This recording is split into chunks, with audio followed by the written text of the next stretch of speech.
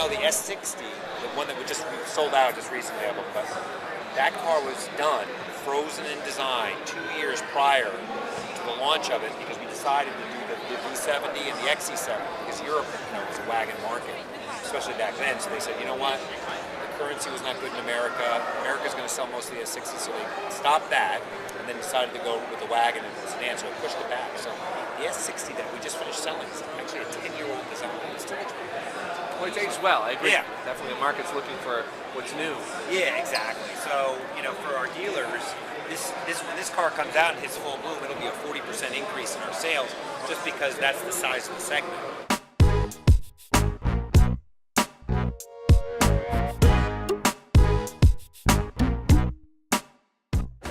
We're going to actually have that in Chicago Auto Show. People are ready for that. When's this year's Chicago show? Yeah, you got to plug it in. You got to have a special plug. You got to do this. Plus, it's going to be a lot of money. It's tough, And then you've got plants and engine plants who are all making these cars, and they're expecting to do this much volume. So if you make a diesel, and America takes it, let's say it goes great, where do you get the capacity? So then you got to invest. Where do you get your money to invest? So it's a little tricky. And then when your currency's bad, they'd rather have us than sell any cars because they'd be more profitable. Really? They lose money. Every single manufacturer here loses money in the States, from Europe and Asia right now. Significant money, because just the currency. But you got to support the business because if when the currency bounces back, I got to have not dealers. there. It really gets down to keeping dealers in place, and that's the big job that I do. I got to protect the network to make sure when things get better, you can sell cars.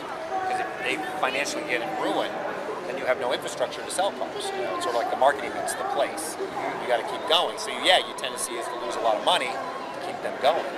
But globally, America's car prices are so understated globally as a percent of income or just a percent of the dollar. That's why the domestics have so much trouble.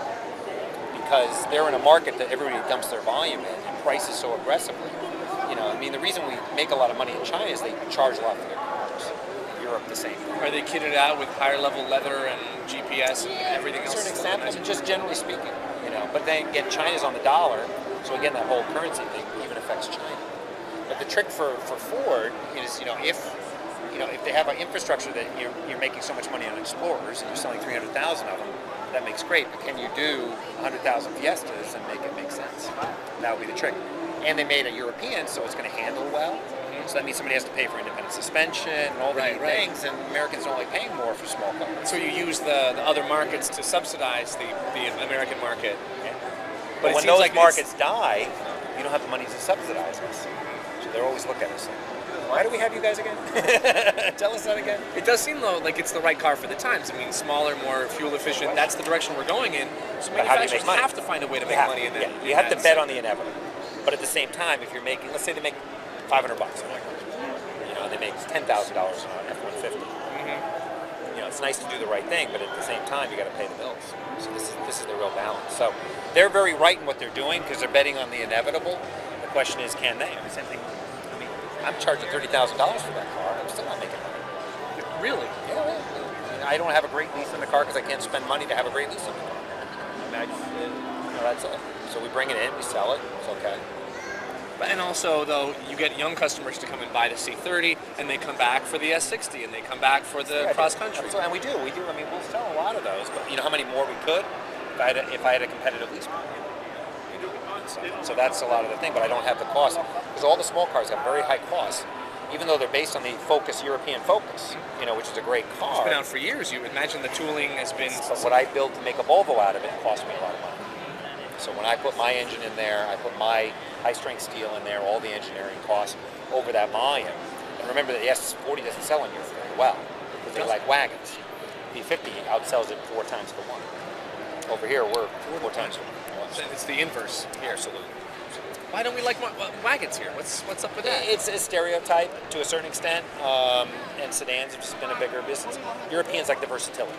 They like filling it up and having all that. And I think the younger generation is going to appreciate the versatility. I would think so. Much more. That's why they went to a hatchback, This was Fiesta. Hatches were death here for a long time. Exactly. Now you got a renaissance in it, because I think you guys are more European-oriented generation than, say, the previous one, which was still F-150, cowboys, and all that kind of stuff. You'll drive that more European sensibility, form and function. You'll look at design a little bit better. Americans didn't have a design thought behind them before.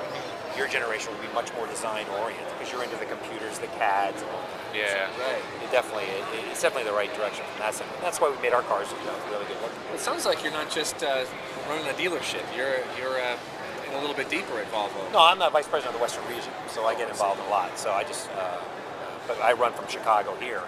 So, we do about 30% of the business from the whole country. In Southern California, or Southern California to Chicago, down to St. Louis, up to Washington, and all that. So I got about 80 dealers, and then I just manage them. But I was in product. I did the XC90 project, and I did previous XC70, B70. you had a hand in Oh design? yeah, not design, just business of it. Oh, I see. But it was fun. I sat in the first XC90 7-passenger. They call it a buck. And it's a working buck to try to get the flexibility. And I'm sitting there with the guys, and I'm like, "That's pretty good job, Where are you putting the air conditioner?" I go, "What?" I go, "No, the air conditioner." You're kidding. Oh yeah. And then they're like, "What do you mean?" I go, "We have a bigger fan. They're just going to run 2 more vents from the regular fan. We're going to make a bigger fan." I go, No. We need a compressor. We need dials up here and stuff." Oh. Yeah, we'll charge for it. Good. I had $1,800 for a versatility package, retail, and they could work within that framework. Now, the XC90 has been out for a while. Are we looking at a replacement in that segment? Right now we don't have one because that platform is basically the Taurus, this MK, this thing over here. Essentially, the bottom of that car is the XC90. They make them in Chicago and New Windsor. The Flex, same thing. So that platform got transformed into a Ford. They do different things to it and everything else. But I don't have, because I'm based off of European Ford cars. So all of my cars over here now are based off of Ford Mondeo, which is like the Camry for Ford in Europe. Great cars, just like the Focuses are great cars over there too. So you take that car, and then we make all our Volvos off of it.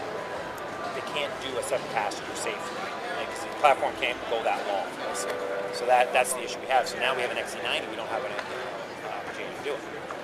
So we have to wait now to basically re-platform. So the Flex replacement? We need a new owner first. Right, So everything's kind of on hold there. Exactly. So I don't know if you guys, would you do this? But since they're making Volvos in Chicago, theoretically, Tauruses and the new Explorers, a crossover car, that'll be off that. Do we just put a Volvo in? So make it look like a Volvo, but make it in Chicago.